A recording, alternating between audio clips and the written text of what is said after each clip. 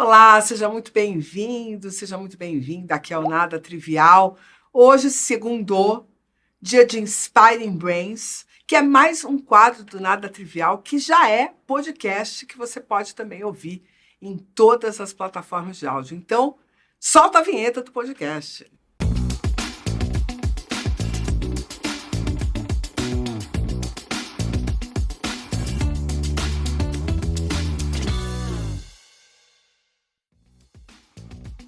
E hoje eu tenho um super convidado para o Inspiring Brains, um cara que eu tenho um carinho enorme, meu sócio de uma das empreitadas mais daquelas desavisadas e que brotou e que hoje dá frutos incríveis. Ele vai contar essa história toda. Mas eu trouxe meu querido Rocha para o Inspiring Brains, está aqui o queridão. Olá, Carla. Putz, muito bom estar aqui contigo, meu. Demais. Para você contar para o meu povo, o que foi que a gente aprontou com neurociência aplicada e que permitiu que a gente construísse uma empresa juntos, vá? Sim, sim. Nessa trajetória, 7 anos, né? Completando 7 anos juntos. Me lembro do dia que eu fui atrás de você, quando a gente começou com essa ideia. E conversando, falou, pô, como é que podemos aplicar neurociência para mudar uma indústria tão sofrida que é a indústria de atendimento no Brasil? Então começa a contar essa história desde o começo, Rocha. Qual que é a tua história? O que te leva, então, a procurar num dado momento a neurociência, onde que ela se encaixa, para depois a gente contar onde que a gente foi parar juntos? Muito legal, muito legal. Bom, a minha trajetória começa com 15 anos de idade, 16 anos de idade, trabalhando no mercado de telecomunicações, naquele minuto a Telesp. E de lá saí, fui, me meti no mundo de tecnologia, passei pelo Grupo Telefônica, uma empresa Atento. Comecei lá, foi minha escola durante 17, quase 18 anos. Lá comecei como um moleque remelento, correndo no corredor com torno de 20 anos de idade, saí com quase 40, justamente depois de perceber, lidando com tantas pessoas, 100 mil pessoas só no Brasil. Eu saí como vice-presidente de operações, comecei lá como um semi-estagiário e com 8 pessoas e saí quando a empresa tinha uns 100 mil funcionários já.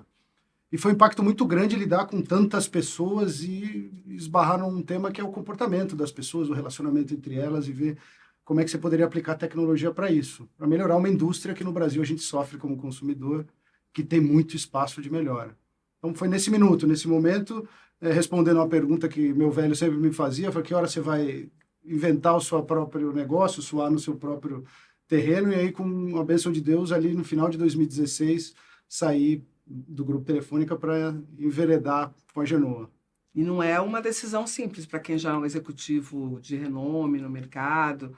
De Não. alguma forma você sabia que ia gramar um pouco, não é? Sim, sim, bastante, bastante, bastante. Eu já era um empreendedor dentro da própria Atento, ou seja, empreendedor no sentido de não estar satisfeito com o status quo, ou tentar mudar o que está estabelecido, mas o desafio de empreender sozinho é muito grande. Eu lembro que eu não sabia o valor do litro de combustível, porque a empresa te provê tudo, né? Casa, seguro, tudo. Eu tenho 3 filhas, Maria Luísa, Beatriz e Anne, você as conhece, meus tesouros. Então era um desafio ser com filhos ali em torno da casa de 10, 12 anos de idade, toda a complexidade e tal, se sair dessa confortável posição e empreender.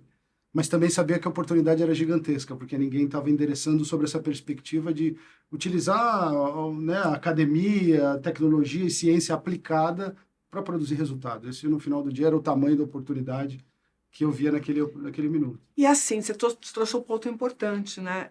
Eu, como neurocientista, você sabe da minha história, estou há muito tempo saindo da academia e indo para o mercado, empreendendo também e tal. Eu sempre me pergunto qual é a barreira no Brasil, porque isso é uma barreira bem brazuca, né? Desta relação com o empreender, com o inovar, com o produzir e a academia, né? Parece que, Sim, diferentemente do que a gente vê em outros países, onde você inclusive tem fomento em pesquisa que vem do próprio mercado, sim. aqui no Brasil a gente tem um distanciamento. Você sentiu dificuldade de acessar a academia? Senti, era um desafio, né? E foi uma loucura tentar acessar a academia no momento de empreender numa velocidade que os negócios precisam. A academia tem outro ritmo, é importante que ela tenha esse ritmo dela de ciência, pesquisa, tem que maturar a pesquisa para se tirar conclusões. Só que o lado de negócios é uma velocidade, uma dinâmica totalmente diferente. Um produto toda semana saindo, um problema. Então, existe um hiato de dinâmica entre esses dois mundos. E aí a bênção de Deus foi te encontrar que conectar esse mundo, justamente ser gravitando do mundo da academia para o mundo empresarial, entendendo toda essa dinâmica, foi capaz da gente conectar e produzir os resultados que a gente vem produzindo até hoje. Ou seja, como agora, sim, eu acho que o nosso país tem um problema gigante, uma oportunidade gigante, vamos dizer assim, porque eu acho uma oportunidade do conhecimento que tem na academia, impressionante assinalar no norte e nordeste do país. A gente tem na Genoa pessoas vindo de lá e a surpresa é muito grande. Aqui a escassez de São Paulo no Sudeste de mão de obra, no Norte e Nordeste impressionando nível de qualidade técnica, mão de obra, energia muito alta. Então era reunir essa equipe que vindo da academia pudesse traduzir isso em ações concretas, que vá mudar um resultado no final do dia para as empresas. Porque onde foi exatamente que você resolveu inovar numa indústria que você conhecia super bem? Qual foi o ponto que você começou a se perguntar, será que aqui não tem um jeitinho de fazer diferente? Foi exatamente percebendo quando os legisladores começam a se meter na indústria de negócio, é porque a indústria de negócio não está fazendo o básico. Então, quando teve aquela lei que estabelecia atendimento até 60 segundos, lembra daquilo lá, tem uns 10, 12 anos, isso começou com o ministro... Que foi uma dificuldade enorme para as organizações. Para toda a indústria, se adequar rapidamente àquela justiça, mas é algo que é imposto. Mas isso não é a solução do problema. Cara, o caminho não é por aí. Só gosto dessa ideia. Quando alguém tem que legislar, Exato. É porque não estamos fazendo o básico. E o básico tem muito a ver com o que o consumidor espera, não o que a empresa está disponível a oferecer. Quando olha como centro de custos, você começa a ver os problemas. A indústria, ali é o tamanho da oportunidade, fala, poxa, a força toda que você está fazendo no lugar errado, mas se colocar no lugar certo, isso pode produzir uma mudança gigantesca. E a gente já previa isso, você antes das redes sociais nascerem já tinha a tua ideia de redes sociais, então você de novo, a gente junto previu que o advento da inteligência artificial ia levar isso a um outro patamar, ou seja, como é que a tecnologia pode, né, como o nosso mote da nossa empresa, que é a inteligência artificial a serviço do talento natural. Então, aí, exatamente o que aconteceu, essa hecatombe que nós estamos vendo da inteligência artificial, e a gente está exatamente no epicentro dela, se preparando já há 7 anos para isso. Sim, que naquele momento era uma promessa. Exato. Conseguimos fazer algumas coisas bem interessantes, né? Juntando Sim. as expertises que estavam disponíveis ali naquele momento. Mas onde é que você acha que, de fato, a Genoa encaixou numa teoria ou numa visão de mundo que fez com que ela se transformasse numa startup que vingou, né? Sim. Porque esse é o problema. Sim. Se você pensar 7 anos atrás, a gente for pegar o universo de startups que foram fundadas nesses Sim. 7 anos e quantas efetivamente conseguiram passar do segundo ano, né? Ou ultrapassaram uma primeira leva de investimentos com sucesso, Sim. é raro, né? O que aconteceu com a Genoa que ela conseguiu fazer diferente?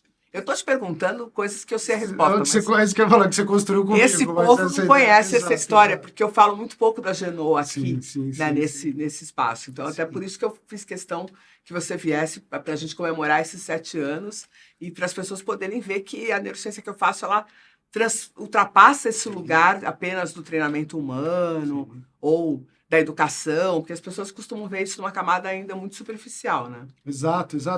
E assim, no final do dia, o gatilho tem a ver com como que a gente pode produzir resultado, impactar de fato as empresas do ponto de vista de resultado. Normalmente as empresas de tecnologia vendem uma licença com a promessa de que vai resolver alguma coisa. E essa coisa legal sempre está a uma distância de um upgrade, né? Você sempre, a hora que você vai, não, tá no upgrade. Ainda não chegou, ainda não. Estamos perto, estamos indo lá. Exato. Então, o que a gente desenhou junto no início, e que tinha a ver com, poxa, como é que a gente pode se posicionar, aquela frase do Walt Disney que a gente falava no início, que é o Walt Disney, quando foi construir o seu parque, todo mundo perguntou a ele o que você está construindo um parque no meio de um pântano, e a resposta dele foi óbvia, do tipo, aqui vai ter muito menos concorrência. Ou seja, ele viveu décadas antes de começar a ter concorrência ali naquele ambiente dele. A Genoa, exatamente para produzir um impacto relevante, a gente foi se meter num lugar que é o maior desafio de inovação que existe em todo e qualquer projeto, que tem a ver com Big Data, integração de dados, engenharia de dados, ou seja, não tem inteligência artificial sem resolver esse tema anteriormente. Então, a gente enfrentou, ou seja, de frente, esse desafio de integração de dados, montando todo o time, Ícaro, Clayton, todo o time desde o início que está com a gente, para ter as suas componentes que produzam resultado para os seus clientes e suas respectivas equipes. Então, porque é interessante falar que dados são o novo petróleo, sim. etc. e tal, mas continua sendo difícil chegar no pré-sal, né? Perfeitamente, perfeitamente. A gente brinca muito na Genoa que data lake para cá é fácil afogar num data lake, num lago de dados. Então, e acontece muito disso, né? E aí vem o conhecimento, quando se junta o conhecimento da academia, engenheiro de dados, cientista de dados, com conhecimento de negócio. Quando acontece essa fusão, você produz um resultado de fato e diminui aquele ato entre a academia e o resultado. Porque também não tem como um engenheiro de dados entender quais são as variáveis de negócio, ele é muito bom do ponto de vista de dados. Então, a beleza dessa junção foi a fórmula que a gente encontrou na Genoa para produzir resultado e relações longevas com os nossos clientes, que a gente tem orgulho de dizer churn zero de equipe, churn zero de clientes também. Os clientes ficam com a Genoa ao longo do tempo, porque a gente enfrenta esse maior desafio, que é esse pântano da integração, né? E sair do outro lado. E acho que tem uma coisa que aí acho que é total mérito seu, que obviamente tem a ver com o seu conhecimento do mercado e tudo mais, mas é de não fugir do problema difícil, né? Porque eu acho que a diferença que tem de um médio executivo e um executivo de primeira linha, tipo, o cara, tá bom, ele atingiu a gerência. Tá bonito, o cara faz um monte de coisa importante e tal. Mas a hora que o pepinão chega na mão dele, ele fala, ó, isso aqui é um outro nível de problema.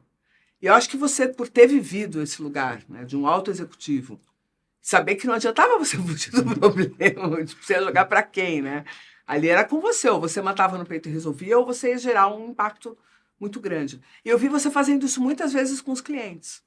A gente vai parar e falar assim, puta, mas não vai dar para entregar isso, ou não vai dar para levantar esse dado, ou isso está muito complicado, ou esse é um problema muito, muito grande. Né? Me lembro a gente discutindo, por exemplo, atendimento da ThyssenKrupp, Sim. que era uma questão delicada. A maior parte das pessoas falava com o atendimento quando estava presa no elevador. Verdade. E aí a gente discutindo como é que ia ser trabalhada essa emocionalidade para esse atendimento poder chegar na melhor qualidade, considerando a emocionalidade das pessoas e tal. Qual que você acha que foi a grande contribuição, assim, honestamente, não precisa rasgar cedo aqui, não, a principal contribuição da neurociência para o negócio, depois até para a percepção dos clientes sobre o negócio, onde é que a neurociência circulou no crescimento e desenvolvimento da Genoa? Não, você sabe disso, sabe bem, sem rasgação de cedo, porque a gente sonhou junto esse sonho, né? De falar como é que a gente aplica a tecnologia para melhorar a vida das empresas. A gente falava, eu lembro no início que você falava, pô, vamos tentar reproduzir o feeling da pessoa. Você falava, não, essa é a pior parte do cérebro para a gente tentar reproduzir, que a taxa de erro dele é alta.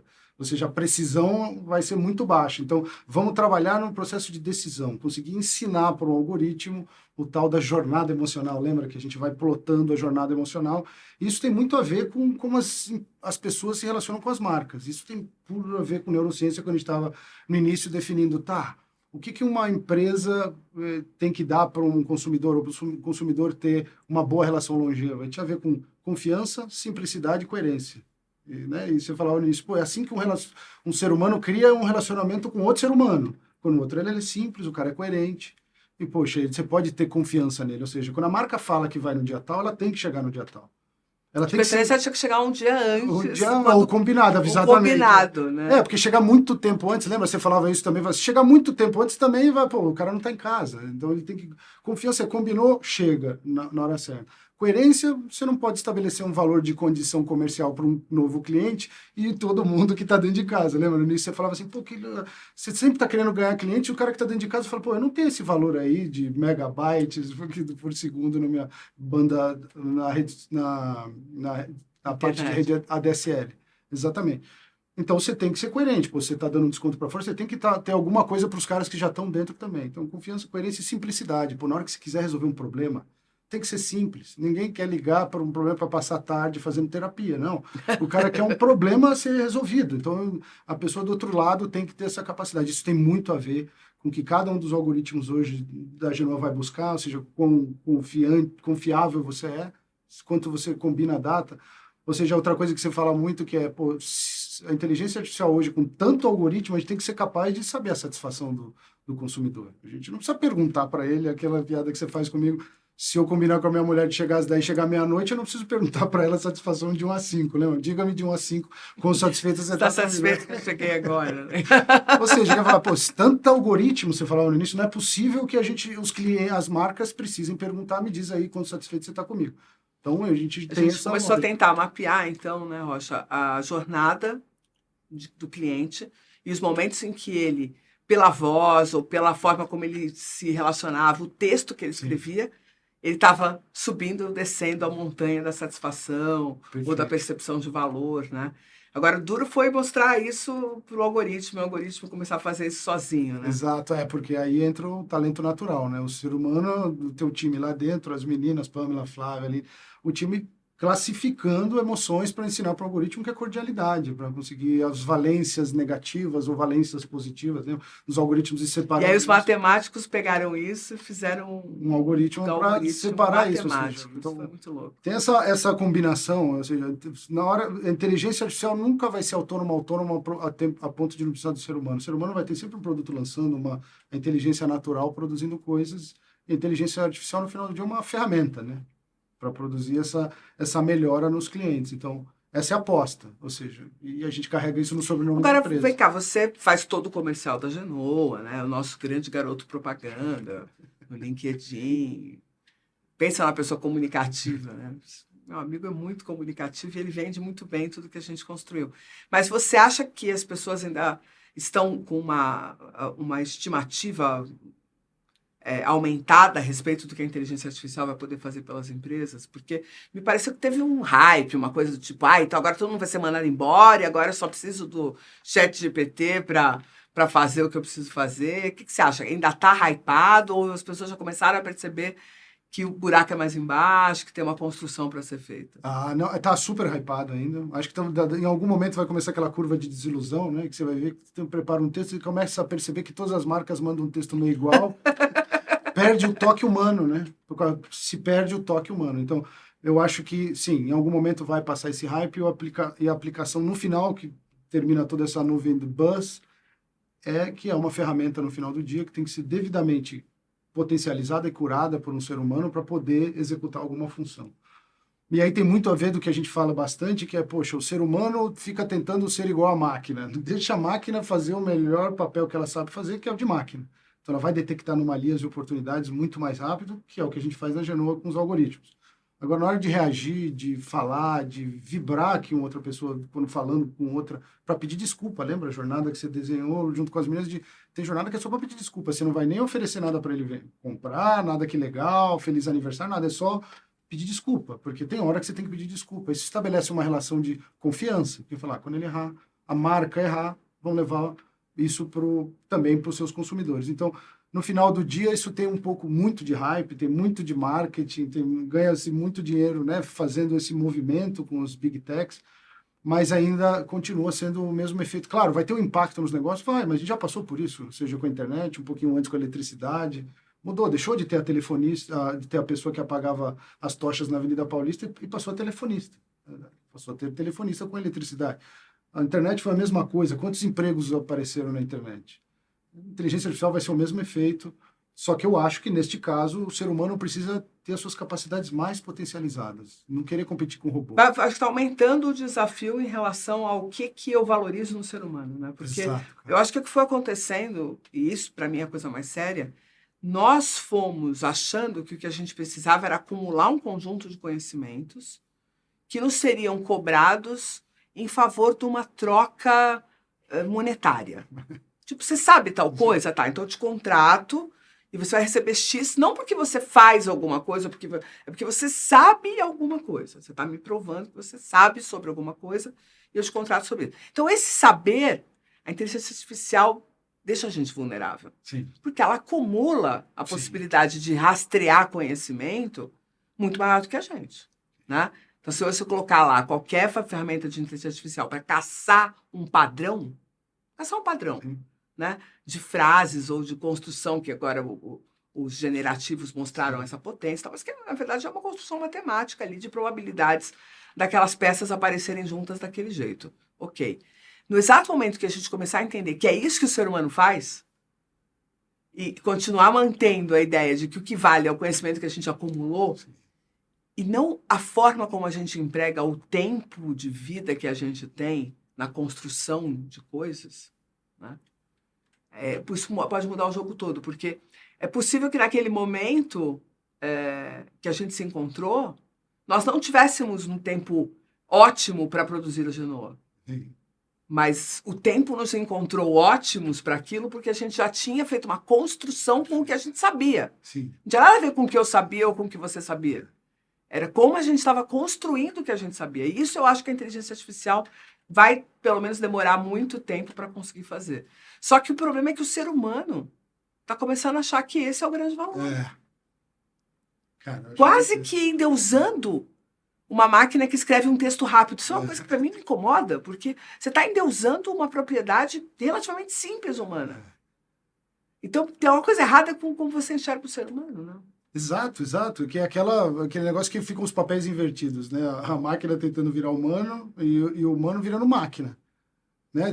Tem aquele meme que fica rodando aí, que como é que é? The humans are hooked, né? Os caras acham the machine are learning, ou seja, os algoritmos estão aprendendo e o ser humano engatado nessa tentativa de participar de alguma coisa, de competição que está sendo entulhada de informação por algoritmos. Então, a capacidade do ser humano de separar o conhecimento para construir coisas é uma capacidade do ser humano. A máquina pode ter um conhecimento acumulado gigantesco, mas combinar aqueles conhecimentos para produzir alguma coisa nova, isso ainda continua sendo humano. Eu acho que também para reconhecer, e aqui eu acho que tem um outro aspecto no qual você se destaca, que é reconhecer o problema.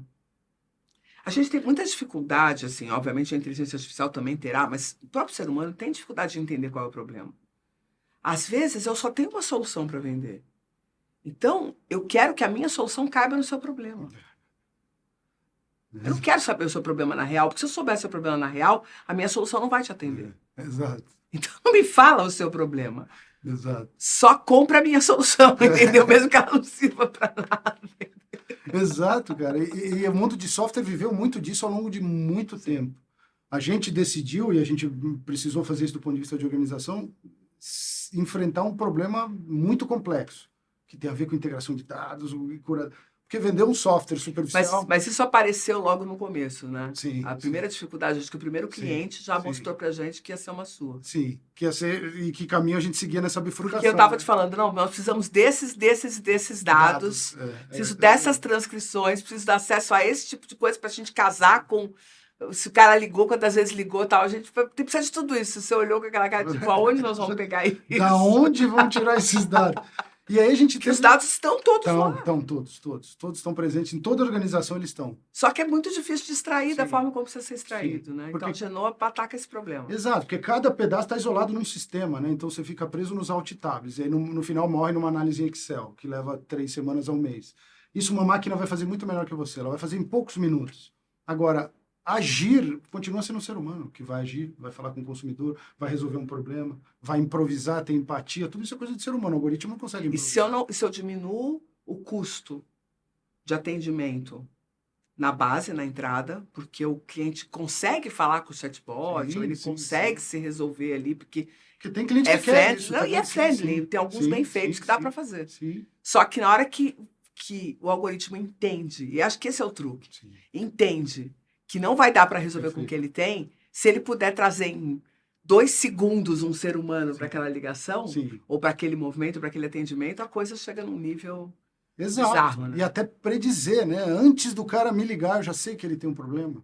Que a gente aposta muito nisso, ou seja, não só em sites ou informações descritivas que contam do passado para trás, mas preditivas também. O cara nem ele sabe que vai cancelar ainda, mas a gente já sabe que ele está se comportando como alguém que vai cancelar. Então, isso tem a ver com aplicar tecnologia para o pós-venda, né? Repara que muita tecnologia é feita para venda. Tipo, vender alguma coisa. Ninguém se preocupa muito no pós-venda, que tem a ver muito... Mas isso não tem a ver também com como as empresas são organizadas? E aí você, como executivo, me conte. Você, quando estava cuidando da operação, Você estava muito preocupado com a entrega e quem sabe pouco preocupado com o comercial ou vice-versa? Exato, exato. São silos, né, dentro de qualquer organização. E o Val Harari fala de um número em torno de 150 pessoas, né, que é um número mágico que quando passa daquele número começa a se fechar os silos e as tribos uma brigando com o outro, tal, não sei o quê, falando que isso é de estudo da humanidade Natural, de milhares né? de anos. Então, esse número de 150, e aí isso gera um problema dentro de todas as empresas, que vai fechando esses silos. E aí viram silos de dados. E aí como que você junta Até porque a tudo isso? gente vendeu para cada uma dessas equipes uma intenção específica. Eu estou Sim, dizendo, ó, seu problema é resolver isso. exato. Então o cara fala, resolvi isso, agora não tem nada a ver com o que os outros times estão fazendo ou deixando de fazer. Exato, exato. E a beleza que traz a Genoa, quando a gente escuta isso dos clientes, é que a gente traz a perspectiva. Então o cara olha em perspectiva a operação dele inteira. Se ele prometeu e não entregou. Então no final do dia, a gente está preocupado na Genoa em manter a promessa que a marca fez na hora que vendeu alguma coisa. Pô, que é confiança, coerência e simplicidade. Se você tiver marcas assim, você provavelmente vai ter uma relação de longo prazo com essa marca. Qual é o futuro da Genoa? O futuro da Genoa é seguir nessa proa de inteligência operacional, que no final do dia a gente parte da lógica do consumidor, então é capturar os sinais do consumidor para trazer maior inteligência operacional. O que é inteligência operacional?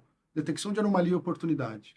A evolução disso tem a ver com auditorias, tem a ver com prevenção à fraude, utilizando Behavioral Analytics, né, Analytics do comportamento. Você vê que uma pessoa se comportou de um jeito estranho, provavelmente pode gerar uma fraude, assim como a gente faz isso hoje para ver um comportamento de um cliente que está sendo mal atendido. Então, você separa de 50 mil contratos que tem uma sem curva de elevadores e fala para ele, ó, esses 1.000 aqui, dá um foco neles, porque esses caras vão embora. Aí você pode ser mais humano, né? Porque você vai ligar para aquele cara, vai falar com Você ele. não tem mais toda aquela De montanha. montanha de pessoas. Você também não, como você disse, tem cliente que está ótimo, ele resolve pelo WhatsApp e está ótimo. Tem pessoas que querem falar. Tem pessoas, então, a inteligência artificial tem que ser capaz de resolver essas coisas ordinárias, que são básicas e são da máquina mesmo. Assim como um cortador de grama, vai fazendo coisas. Aí, quando for para um ser humano, é um humano que ele tem todas as suas capacidades humanas no melhor nível. Ele não pode querer ser um robô. Já reparou, ligando no atendimento, como às vezes você fala, estou falando com um robô, você fala muito Mas disso. tem a ver com treinamento isso? A gente chegou a questionar isso, né? Sim, sim, Para eu sim. querer normalizar um atendimento que eu considero o mínimo aceitável, Sim. eu vou dizer para a pessoa como é que ela vai falar, o que que ela vai falar, quando ela vai falar, e aí eu vou tirar a naturalidade do humano. Quer dizer, eu estou robotizando o Exato, atendimento. exato, exato. E eu que estou aqui como cliente, eu estou chateada porque eu estou falando com o robô. Porque eu não Mesmo estou falando ser com o robô, humano. mas é um ser humano que está se comportando como tal, que não está se deixando afetar Exato. pela minha emocionalidade. Exato. Ele não está... Cara, mas escuta, eu estou ferrada, que eu estou fazendo uma reunião aqui, a internet caiu, ou qualquer coisa que vale, cara... Não, mas veja, o atendimento é 15 minutos. Tal. Não mudou a voz dele. Exato. Quer dizer, ele não está se importando o que está acontecendo comigo, mesmo que seja uma mentira minha. Exato. Ele deveria se importar. Não, né? mudar aquilo que você fala, mudar a valência dele, mudar a frequência de voz, o cara vai tentar. É um ser humano falando com outro ser humano. E aí tentou-se ao longo de muito tempo, me sinto meio culpado disso também, ter construído essa indústria no Brasil, de que você, e talvez agora seja a minha redenção, né? Eu fazer Arrumar essa casa. Arrumar essa casa, mas tem a ver meio de, você tem que fazer scripts, tem esse tempo para falar, que tem isso aqui para fazer e tal. Isso, ao longo do tempo, você vai transformando isso em pessoas que são robôs. Isso, sejam nas empresas, acontece pelas redes sociais com a gente como consumidor, ela tentando te influenciar, o que você quer fazer, o que você tem que comprar, transformando você numa célula de consumo, mas isso tem que ser mudado. É aí que a inteligência artificial vai permitir, né, a potencialização da capacidade natural. Mas agora eu vou te fazer uma pergunta capciosa. Será que as pessoas querem ser humanas no trabalho?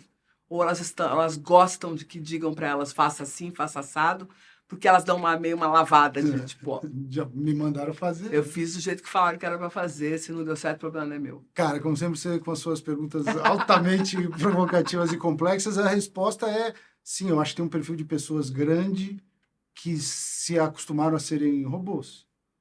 Seres humanos, sai de manhã, sai todo dia para pagar conta. Deve ser horrível isso, né? Eu tenho um monte de conta para pagar, mas nunca pensei em sair de manhã para pagar conta. Porque a pessoa sai de manhã, trabalha, paga conta, volta. Ela se acostumou e aí é mais fácil alguém mandar, porque aí você vai saber muito melhor explicar isso, mas você vai mais tranquilo, não exige tanto do cérebro.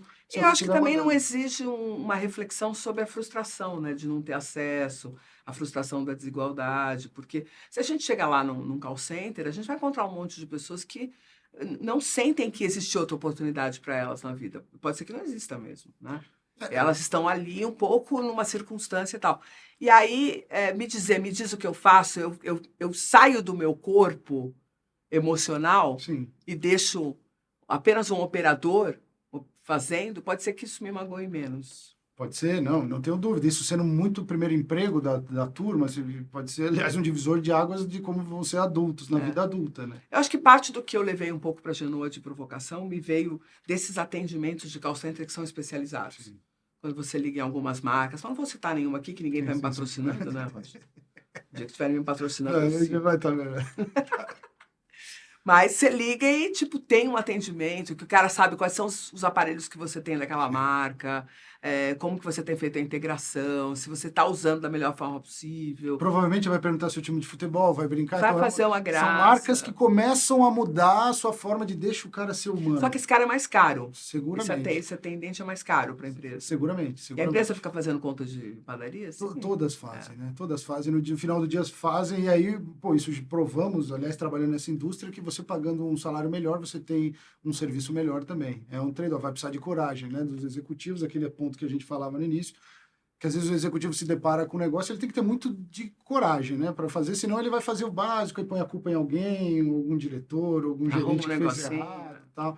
Então tem que ter coragem para mudar nesse sentido de, pô, a pessoa tem as suas capacidades humanas, eu quero as capacidades humanas, e as humanas custam mais caras que as de robô. O cara que fala... essa frase é boa, viu?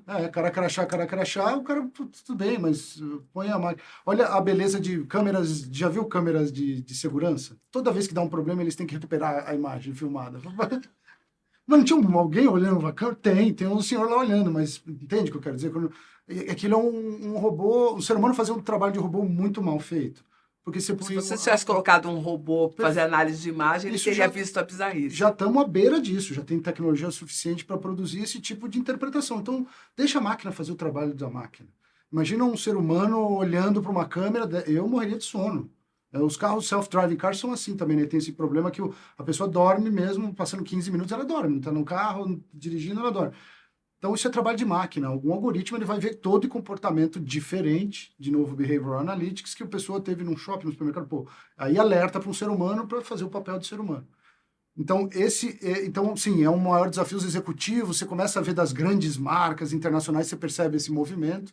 Isso tem que ir se espalhando, porque tem um trade-off. Eu vi isso na prática. Você fala, pô, realmente, então as capacidades humanas, elas custam mais caro, mas ela tem um resultado no final do dia. Então parece que a conta é mais alta aqui, mas você vai defender muito mais clientes, vai perder muito menos clientes, e vai ter toda essa jornada de, assim, a melhor venda é o pós-venda. Sim. Né? Então, a Genoa já consegue calcular hoje, ajudar a calcular essa performance em relação a quanto que se investiu na mudança de processo, quanto que isso trouxe resultado. Quer dizer, a gente já consegue ter uma visão macro da ação que foi feita para poder trazer esse resultado? Sim, com o Action Tracker, que rastreia todas as ações, a gente consegue ver diretamente o impacto dos algoritmos na inteligência operacional da empresa, no dia a dia da empresa. Então, a gente carrega isso no sobrenome da nossa empresa Genoa Performance, então isso é uma obsessão dentro da Genoa. Tá, quantos a gente reduziu de churn, quantos por cento nós reduzimos de churn, quanto aquilo significa do ponto de vista monetário, quanto isso traz de retorno para cada um dos clientes. É isso que nos mantém longevos. Mesma coisa, aumento de vendas, quando estamos falando de aumento de vendas, redução do custo médio de atendimento, automação de qualidade, que é não ter um ser humano ouvindo uma chamada de áudio, que ele não está nem interagindo com ninguém, ele está ouvindo uma chamada ou lendo uma interação por WhatsApp e responder conforme ou não conforme, isso é trabalho de robô. Agora, põe aquele ser humano, vai exigir um pouco mais dele, então, um trabalho de humano, então você tem que pagar um pouco mais para ele arrumar o processo. Então, ou seja, não precisa ter algoritmo que vai te dizer durante um atendimento qual é o sentimento daquela chamada, né? Porque um ser humano faz isso muito melhor que a máquina. Você pode usar a máquina para fazer isso depois, sem precisar para você plotar o que a gente plota, a jornada emocional daquele cara. Fala, essa jornada tá ruim, essa jornada tá boa, a hora de oferecer um novo produto, um novo pacote. A relação está crescendo. Exato. Mas tem que ter essa troca, porque na maioria dos casos, o primeiro pensamento da inteligência artificial foi reduzir custo. Então, mas isso reduz custo e isso tem uma hora que tem um limite, né? É igual unha. Unha, todo mundo fala, é igual unha, custo é igual unha, tem que cortar é igual unha. Mas se você cortar toda a unha, provavelmente você vai provocar uma inflamação, né? que vai ficar na organização e vira um mega problema depois. Então, Isso tem que ser organizado, tem que ter esse pensamento. Para a gente terminar, conta para o meu público o que significa Genoa. Genoa, é verdade, isso é um nome curioso, né? Você sabe bem disso. Genoa é o nome de uma vela. Toda a embarcação tem uma vela mestra, que é aquela vela principal, mas numa competição sempre você vai ver uma segunda vela. O nome dessa vela é Genoa. E é a inspiração do nome da nossa empresa. Ou seja, a gente não quer ser vela mestra de nenhuma empresa, que seria a sua missão, visão e a estratégia. Mas numa competição há que se adicionar uma nova vela, e aí daí vem a inspiração da nossa empresa, Genoa Performance. A gente quer tá rumando sempre a melhor eficiência que toda empresa pode ter na melhor performance. Então é daí que vem o nome da nossa empresa. Morro de orgulho de você. Eu de você, minha querida. A gente criou um Obrigada por negócio você ter vindo delicioso. contar da Genoa aqui no Não. Inspire Mês. Eu estava devendo isso para a Genoa. E fico muito feliz. Vou aproveitar e mandar um beijão para todo o time da Genoa, que a gente se vê pouco. Mas sabe que eu estou aqui na torcida todos os dias, recebendo todas as boas notícias e recebendo muito input do LinkedIn, das pessoas me perguntando, e a Genoa, qual é a tua participação lá e tal. As pessoas gostam muito de conhecer essa correlação deste homem de negócios com essa visão e essa neurocientista aqui que vos fala, que acabou por gerar um negócio que tem mudado a história aí de várias empresas e de vários atendimentos. Eu fico muito feliz de pensar em cada uma das pessoas que podem ter se beneficiado disso que a gente fez, viu, Rocha? Verdade. É um grande prazer. Cada uma das pessoas lá na ponta Sim. que pode ser melhor atendida Sim. com base nisso, né? Acho que isso é o maior mérito que a gente tem. Exato. Então, muito obrigada de você ter vindo aqui no Inspiring Bens, viu? Obrigado a você. Volte sempre para contar todos os avanços. Gostei muito de poder interagir com você e trocar ideias com o seu público. Muito legal. Um abraço. Então é isso, pessoal. Vocês já participaram de mais um Inspiring Bens aqui no Nada Trivial. Não esquece de curtir, compartilhar, de dar aquele valeuzinho para a equipe que produz tudo isso aqui.